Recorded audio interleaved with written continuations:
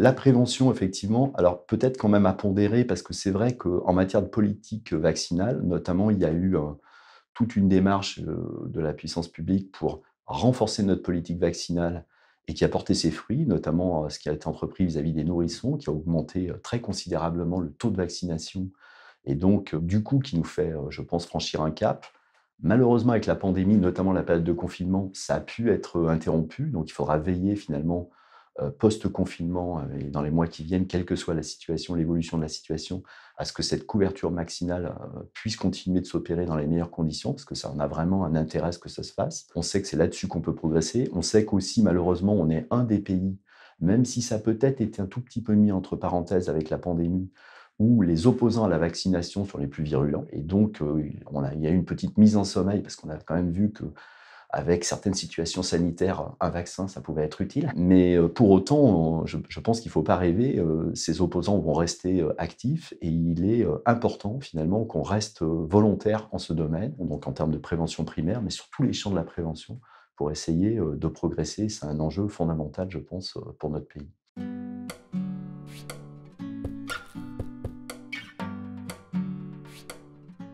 Le mieux, c'est d'être concret. Je pense que, si vous voulez, si on prend un enjeu, comme celui du maintien de l'autonomie,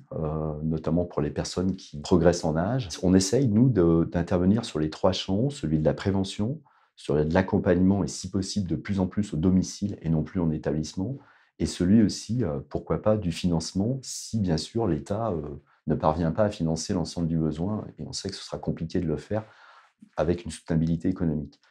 Sur la prévention, parce que c'est l'enjeu pour permettre à chacune et à chacun de conserver son capital autonomie le plus longtemps possible et de rester, à son domicile. Je pense que c'est notre aspiration à tous.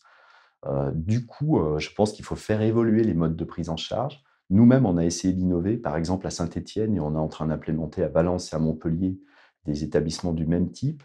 Des établissements, en fait, qui ont été bâtis avec, les résidents eux-mêmes et leurs familles,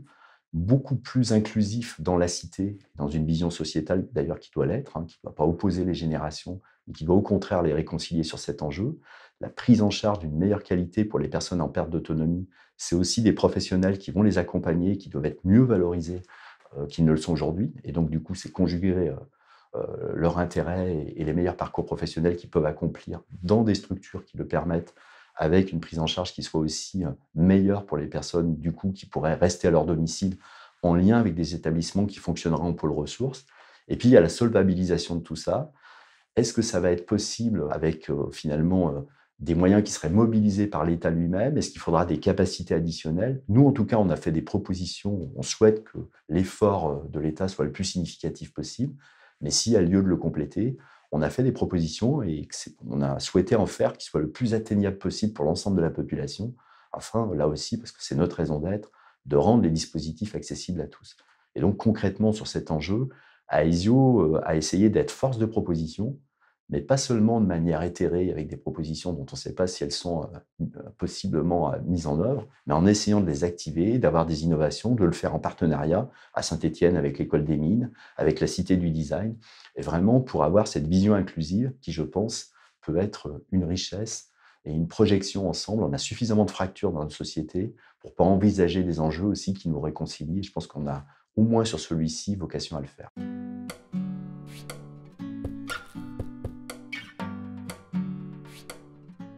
Le premier défi, est lié aux bouleversements, j'allais dire technologiques et sociétaux qui sont à l'œuvre. On voit, tout ce qui va, faire, l'évolution du système avec la data, l'intelligence artificielle et du coup la personnalisation qui va en découler au niveau de l'accompagnement, de la prévention, du soin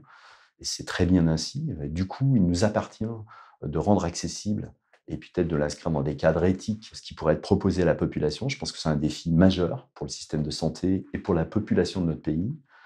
Le deuxième défi, c'est celui effectivement du vieillissement de la population et du coup, vieillir ensemble, mais et le faire dans une société plus inclusive,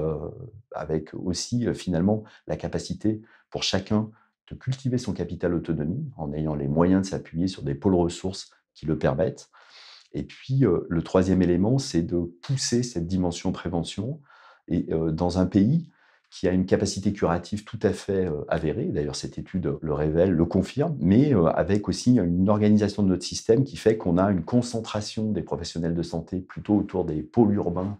et des difficultés d'accès dans certains territoires et auxquels il faut remédier si on veut pouvoir finalement offrir les mêmes chances à l'ensemble de nos concitoyens sur l'ensemble du territoire et lutter aussi contre ce sentiment de fracture, des fractures qui traversent de plus en plus notre société et notamment aussi en ce domaine. Et donc je pense que c'est un défi dans lequel nos mutuelles ont un rôle à jouer. On est ancré dans les territoires, on a aussi une capacité d'action nationale, on est présent sur le champ de la prévention et on peut tout à fait, non pas nous tout seuls, mais en complétant, en enrichissant les politiques de l'État, être amené à être des acteurs tout à fait significatifs pour renforcer la dynamique de notre système de santé au service de sa population.